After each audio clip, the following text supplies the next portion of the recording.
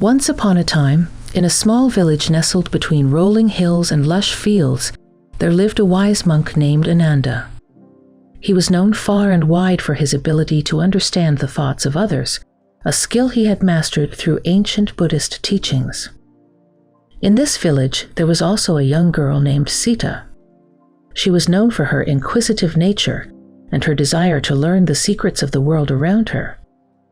One day, Sita heard tales of the monk's extraordinary abilities and became curious to discover the methods he used to read the minds of people. One sunny afternoon, Sita approached the humble abode of Monk Ananda and greeted him with a respectful bow.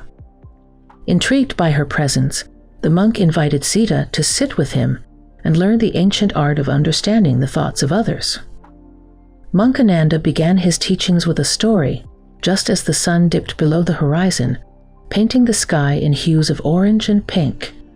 He spoke of two brothers in a village long ago, one blind, spending most of his time at home, and the other, a hard-working farmer troubled by the constant destruction of their crops by wild animals.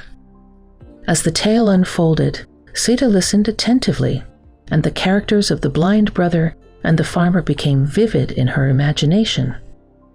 Monk Ananda continued, explaining how the farmer devised a plan to seek his blind brother's help in protecting the fields. The blind brother, with his acute senses, would sit in a small hut and scare away animals by shouting whenever he heard their sounds. The narrative took an unexpected turn when a king, pursuing a deer, entered the field where the blind brother sat. Amazed by the blind brother's ability to discern not only the presence of the deer, but also its pregnancy, the king sought to unravel the mystery.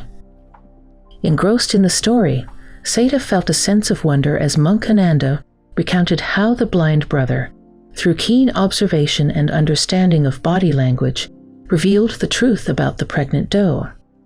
The tale continued, weaving through the king's inquiries about his wife's faithfulness and eventually leading to a revelation about the king's lineage involving a miserly merchant.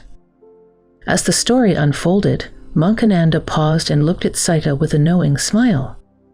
"You see, my dear," he said, "the ability to read minds is not a mystical power, but a skill honed through observing the subtle language of the eyes, facial expressions, and body gestures." Sita, captivated by the story and the wisdom within, asked the monk if she too could learn these techniques.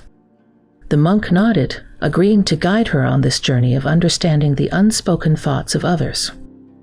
And so, under the moonlit sky, Monk Ananda began to teach Sita the art of focusing her mind, paying attention to the eyes, deciphering facial expressions, and interpreting body language.